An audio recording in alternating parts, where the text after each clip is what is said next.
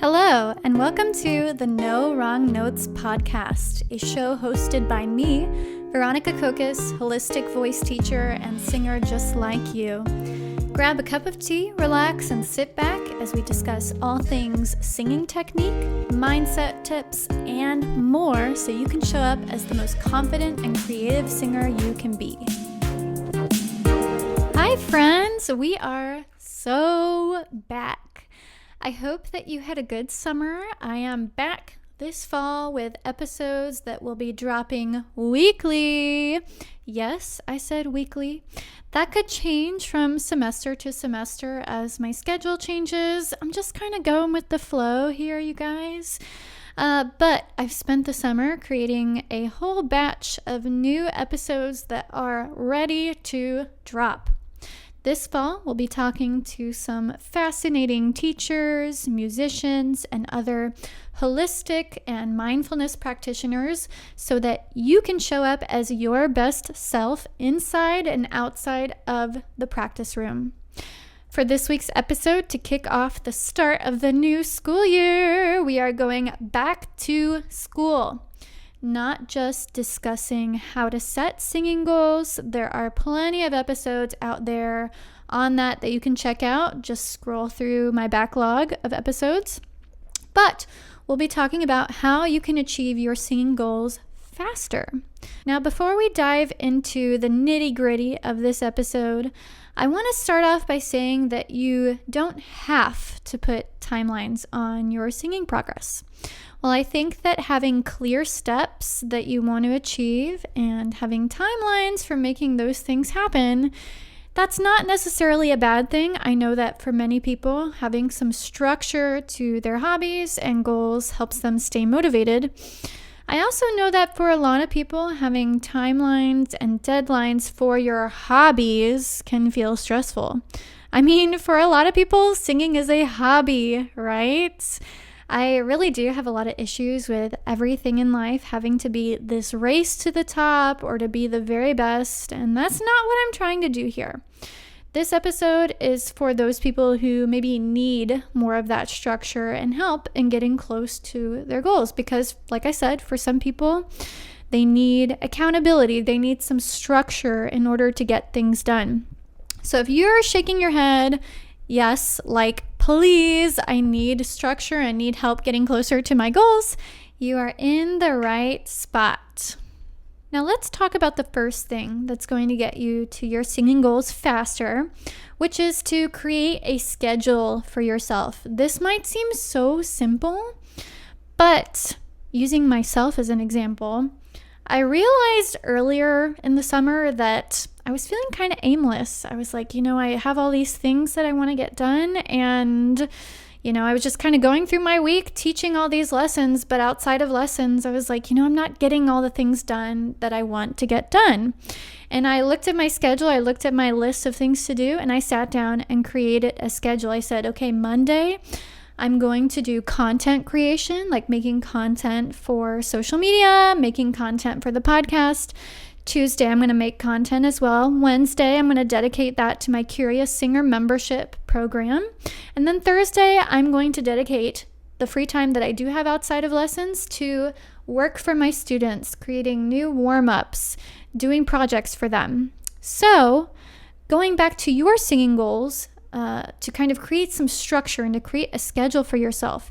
You can sit down like I did and write out what you're going to do this week, what you're going to practice, as well as when you're going to practice it. Like I wrote out, okay, Monday, Tuesday, Wednesday, Thursday, Friday, that's what you're going to do for yourself. And this is something I also do for my running, where I'll sit down and write out the workouts that I want to do for the week. Or as an alternative, you can simply decide when and where you're going to practice. A lot of my students have gotten into the habit of practicing for 15 minutes daily, going through vocal warm-ups in their car or at home. If you want an extra level of accountability when it comes to keeping track of your schedule, I highly recommend a habit tracker. I know some people get really creative with this and create an entire habit tracker journal, but I actually use an app called Habit. This is on the App Store, but I'm assuming it might be on Android as well. but I use this app called Habit where I keep track of my goals. The common theme here with all of these suggestions that I've given is to decide upon a schedule for yourself that works for you, that you can stick with. Creating a schedule helps with having some accountability when it comes to your goals. But if the schedule isn't working for you, change it. Life changes all the time, and it's not always possible to stick to the tight schedules we give ourselves. I do this all the time with myself and my goals and the things that I have to get done. Like I was saying earlier, when it came to my work outside of lessons, content creation, things like that, there are periods where I need that strict structure for myself, where I need to kind of outline when I'm going to get things done, what I'm going to do, when I'm going to get them done. But other times in life, I kind of just want to flow. I want to go with the flow, see what feels good on a given day. So if the schedule isn't working for you, change it. When my body is feeling tired or I'm having some pain after a workout, I change my running schedule and add an extra rest day. Don't be afraid to take a rest day for your singing or rearrange the schedule you've created for yourself. Let's move on to the second thing that's going to help you achieve your singing goals faster, which is having the right tools. Do you actually know which warm-ups and exercises to use during your practice sessions? And I mean, guys, when I first started really structuring my practice, oh my goodness, back in high school, I really had no idea how to practice. Like, I would just go in the practice room at my high school and practice my all-state music and just go through the songs, and that would be my practice. And I look back now and like, obviously that worked for back then. But I can also look at that and see, okay, I only got to a certain point because that was the practice I was doing. I wasn't always doing warm-ups and exercises. Of course, I had choir class where we would warm up together. But in terms of having exercises and warm-ups that worked specifically for my voice, I would certainly do those with my voice teacher, but I wasn't really doing them outside of voice lessons. And finding the right exercises for your voice doesn't have to be complicated. As long as you're hitting upon the basics, like breathing exercises, SOVT exercises, like lip trills, like straw exercises that help you produce a clear tone, like onset exercises, as well as exercises that warm up both ends of your range, your head voice, your chest voice. As long as you have these basic components, y'all, you're good. But getting with a voice teacher, either through private lessons or a membership like my Curious Singer membership, or reaching out to your choir director for help, can help you figure out what your specific voice needs. A trained professional like a voice teacher, choir director, etc., can better prescribe exercises for your voice than some rando singer on the internet can. Moving on to the last thing that's going to help you achieve your singing goals faster, which is having an accountability partner, someone who's going to encourage you as you work towards your goals. Maybe it's your voice teacher checking in with you, your choir director who pushes you to aim higher and strive higher for yourself, or your best friend who's checking in to see if you've done your practicing this week. Whoever it is, you need someone on your team who's going to challenge you on your singing journey. I cannot tell you how many times my voice teachers have inspired me to get into the practice room and get to practicing.